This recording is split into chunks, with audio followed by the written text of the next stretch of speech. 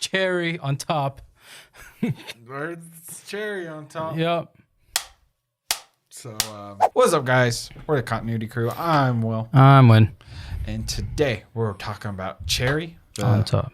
most recent Apple TV release, I guess, probably. Next to Palmer. Let's talk about Cherry. The synopsis is essentially, he's just a kid, kind of growing up, going through life, messing around with friends, living his life, meets this girl, and like falls in love, goes to war, comes back, PTSD, gets into some hard ass drugs, starts robbing banks. And from there, that's kind of the basis of the movie. I feel like that's everything that's given in like the trailer and stuff. But moving on. Forgetting to release our trailer react for it. No, they'll just come out at the same time. Okay, fair. Oh, hey, if you want to put the commitment and the time, we can just be like, hey, our Cherry thing's already up. We'll just put a little clip at the end. Or the beginning of the Cherry react. Why not? Either one. It don't matter. But anyways, Cherry, what'd you think when we've talked a little? Yeah, we did off camera. Yes, and I think I really liked the style and the feel of this movie. It was different. I don't know if it was good, but it was different. It was weird because I think it was shot like Zack Snyder's movies. There were so many slow-mos in there. I was like, did someone get Zack Snyder's cinematographer? Man, if the Russo brothers turned into Snyder, like, I'm gonna check that out real quick. I want to know if that. But it's not the best movie ever. Like, I think we can both agree on that. I feel like you could say that about anything, though. Yes. I mean, I could say that about a lot of movies. Yeah. I mean, probably any movie. Like, it's all objective. It's fine. So the DP, he worked on Drive. He worked on X-Men Apocalypse, X-Men United. Oh, he was an actor in X-Men United. Okay. Actually, no, I didn't even check this out properly. Cinematographer. Okay. Cherry, The Five Bloods. Okay. Extraction. Okay. Bohemian Rhapsody. Wow, this guy's pretty good, actually. Yeah, he got Marshall, X-Men Apocalypse, Crouching Tiger, The Hidden Dragon. Wow, this guy goes way back.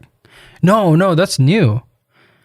Oh, the crowd, because they flipped them. Or for like the sequel. I need to watch those. I hear those are really good. Battle Creek, Seventh Son. Yeah, this dude did pretty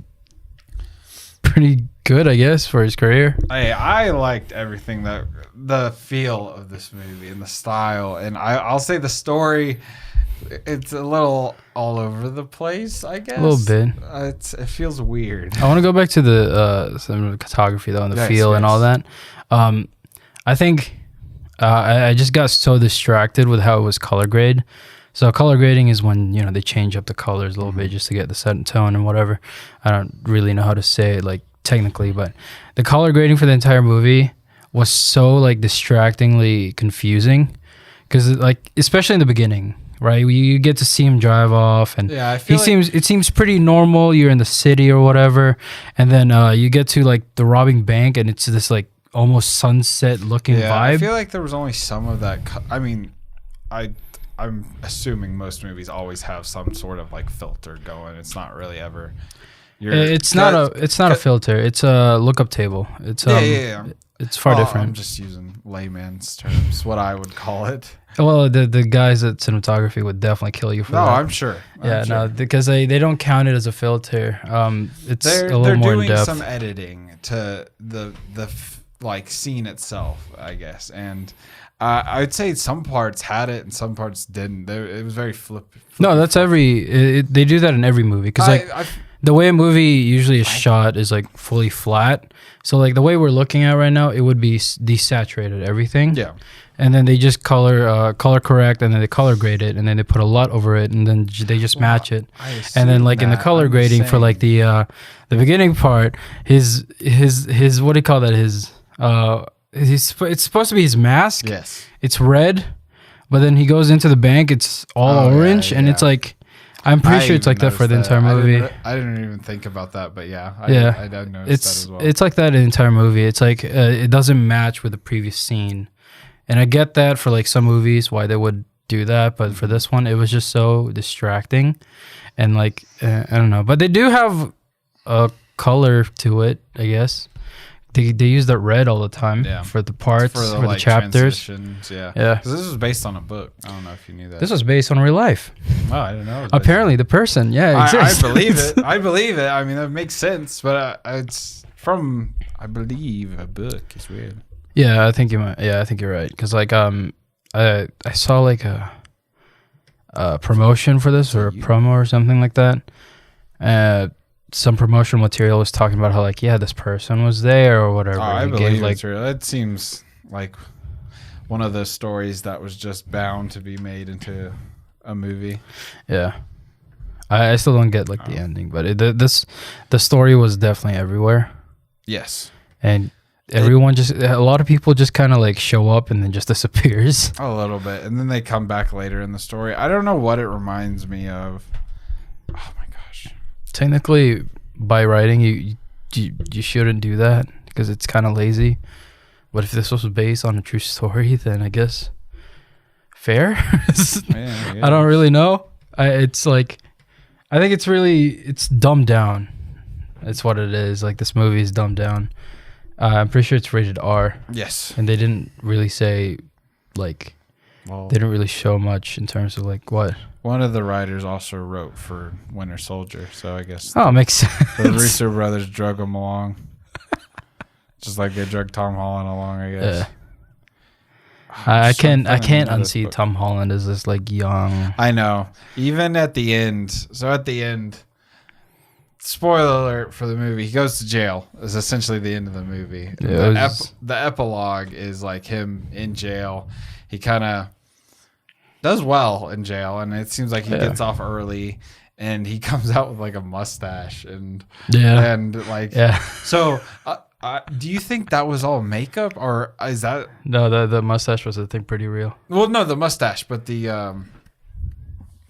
face and even the girl's face. Do you think that was de-aging like CGI stuff, or do you think it was like actual makeup? I think it was just makeup. Because I'm pretty sure it's pretty easy to make up. I'm sure it is, but like I mean, we've got that technology now. So I was like, I wonder because I mean, it looked good in what's it called?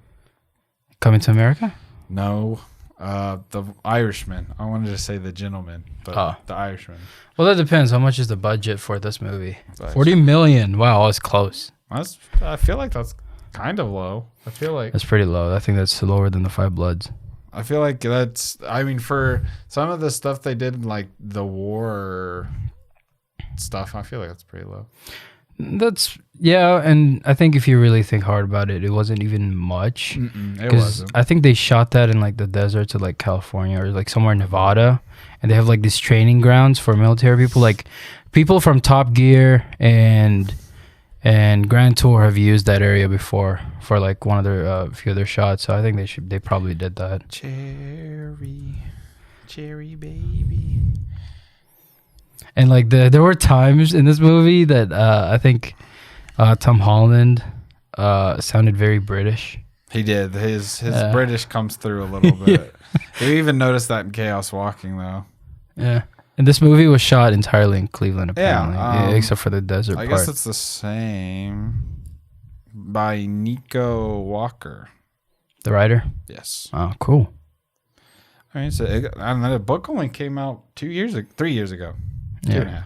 So what did you like about this movie? Well, I just like the style. Like it felt, everything about it felt like it's been done before, but it was all thrown in and like I said, it's not the best. It's not a good movie. I'll even say I liked everything. The style of it made me appreciate the movie. It's kind of how like I feel about Tron. Like it's not like a great movie, but like the soundtrack in Tron and how it looks, the aesthetic, it's cool.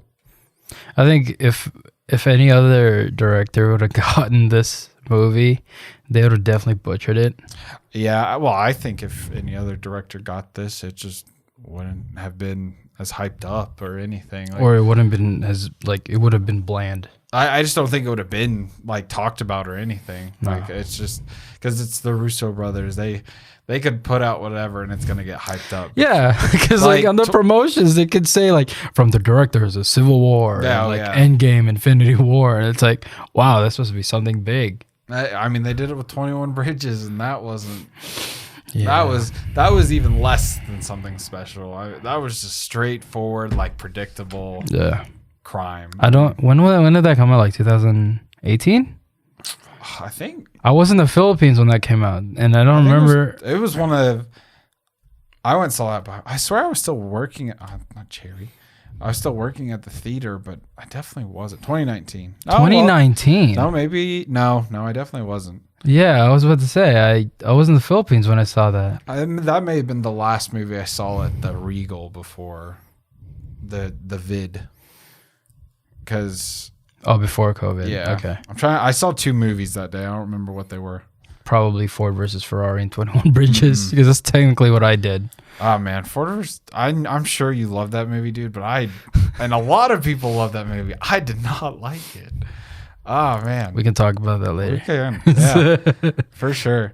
I've got an idea for because he was Oscar nominated, right? Mm-hmm. Yeah, I've got an idea for like a little bit or sketch or something we can do. I also have one too. Okay. I've been thinking about it for like 3 days now since like that the Snyder Cut happened, and I'm like, you know what? I really mine's in a similar vein, so we'll talk about it off camera.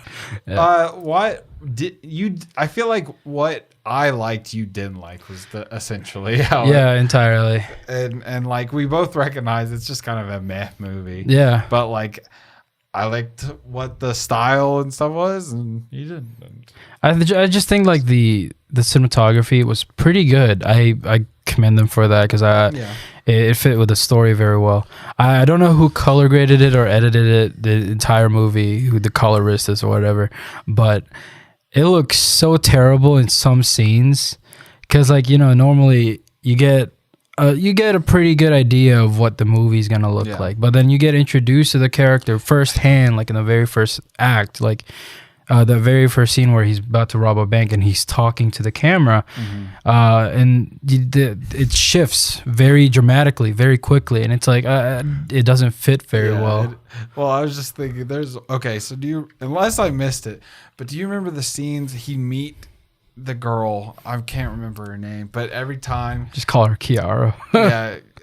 Shit. I think it's Sierra is how it's pronounced. Sierra. Because my dad dated a girl with a similar name. Oh, okay. But like she had her hands on her face and then it went down and she did like this. Yeah. I feel like that. Oh yeah. It only like happened twice. Yeah. Like what was the point of that? It was supposed to show like she got like. I'm not gonna try to defend it. No. It's like I get what it did, but like why? Like it's supposed to show like she has faults or whatever, but like what? Well, it's supposed to show that as a kid she was beaten. Yes, but literally twice. Like that's it. And you don't really get a backstory to her. I guess it's supposed to be part of the mystery. Whatever. I'm probably not getting that part. It's called Cherry for like literally like one scene. I'm just like, okay, like got your cherry popped. You got your cherry popped. I'm like, man, I thought that's why this would be called that, but come on, man. Come on. No, the things that I didn't like about it is just that the cinematography is all right, and then like it gets distracting, and then like what do you call that? The story, just a lot of it is just so quickly changing and happening. So like, you know, you get one scene where he's signing up to the army, and it's like, okay, you just did that on because you were butthurt. I'm like, okay, cool. I will say they both played some pretty good drug addicts. I felt. Yeah, sure. But they played some good drug addicts. Oh yeah, okay. Another thing that I didn't like about this movie is when he talks about it like to the camera. It's not very clear if he's supposed to be talking to a therapist or like a lawyer. Oh, I don't know. Yeah, it's never. I think it's just supposed to be a fourth wall break, is all it is. No, because like at the very beginning, he was what do you call that? One of the very first things he said was, "Is this where I sit?" So I'm assuming it's like a therapist type deal, but like that's never shown in the movie. Yeah, I feel like they cut that out and they were like, "It's not important." And I feel like a lot, like the same with the girl, like her with her hands, like some stuff just kind of forgot about. Yeah, but it's so integral to the story because he talks to the audience. I feel similar. I felt very similar to 21 Bridges. Like they're just kind of stuff just kind of happens, and you're just kind of like, Yeah, the Russo brothers have the tendency to be quick paced. Yeah, that's definitely what I mean. Both of these movies are outside of the Marvel universe. I feel like with the Marvel stuff, they have Disney's guiding hand, and otherwise they're just kind of they stick with their because they did Community, a couple episodes of that, so they just kind of they're quick with that fast paced episode style, but they're trying to make a movie here. I think with them, they're more comfortable with doing larger stories. Yeah. Like somewhere where they have leg room to be able to explain almost everything about the movie. For example, like him talking to the camera. Like I'm sure that was probably like a therapist scene and they just took it out. And probably in between the scenes, you know? Like him dealing with PTSD and he's just talking to the therapist. But then... And maybe it's just supposed to be assumed. Or maybe if you read the book, like it helps. I don't know. Yeah. But overall... What rating time? Honestly, the performances were great. I like Tom Holland and for besides the fact of Sierra whatever, like her looking like she's 12 the entire movie, and all I can see is the girl from Big Time Rush. Yeah, I'm just like she did all right. Like I could see her in. I haven't seen anything else besides Big Time Rush, but I could see. Maybe she gets something from this. I don't know. I could see her in like a Blumhouse horror movie. That's okay. Yeah, that's okay. You know, I'd go watch it. Yeah. The performances were all right. Yeah. Sierra did all right. She was given something at least to do, but like, the script was pretty. Yeah. Like multiple times, I was just kind of like, I'm kind of bored now, just because he's talking about this certain thing, and I'm like, this is lame. And then I think overall I give this movie a 5. Okay. Just because like I think it's just a little distracting that Sierra looks like she's 12. Yeah. And they try to mature her, and it's like I don't know. And I will give the same rating. I mean, it is just kind of it's average. It's right in that middle of just it's a 5. Like, yeah. I will say, I think I thought it was so good was because I had really low expectations. That's fair. Yeah. I was just like, this isn't going to be anything, but it was something completely like I did not expect. And so.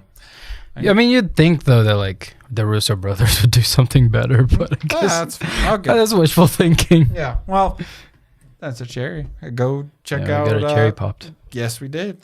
Thank y'all for watching. Make sure you check out down below for all our socials and all that good stuff down there. We even got some of these up on iTunes and Spotify. Go check those out. Yeah, go check those out. Check out our socials. Make sure you like, comment, subscribe. Comment down below. What's your favorite Tom Holland movie? Right now, I don't know. Chaos Walking, man. It's the intrigue of it. Far From Home. You've got it sold for me of like, I mean, right? It's like, okay, like I see. Okay. Yeah. Like the story's there. It just, it wasn't executed. But go watch a Chaos Walking video. But anyways, we've been the Continuity Crew. I'm Will. I'm Win. Thank y'all for watching. We love movies. We love y'all. And we'll see y'all in the next one. Bye.